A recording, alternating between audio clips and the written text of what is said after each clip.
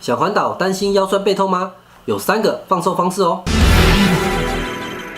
我常听到车友在骑乘后感觉到身体酸痛，然后觉得是自己体能或者是状况不好。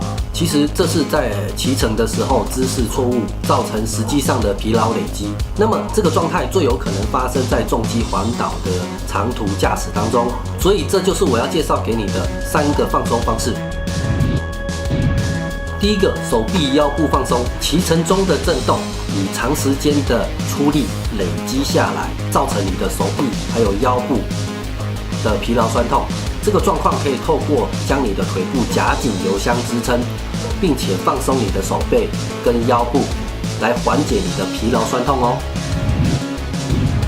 第二个，腰部大腿放松。常见的错误骑乘姿势还有出力，造成疲劳累积。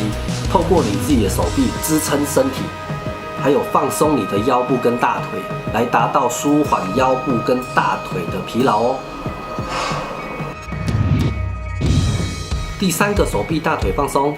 这个方法是借由腰部出力支撑身体，并且放松你的手臂还有大腿，让你的手臂跟大腿可以得到休息、舒缓疼痛疲劳哦。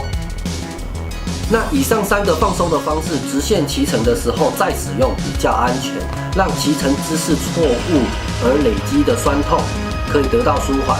实际上，支撑自己身体的手臂、腰部跟大腿力道是要平均的，这样才可以让你的重机环岛不会累积过多的酸痛疲劳，到了规划好的地方才不会酸痛无力。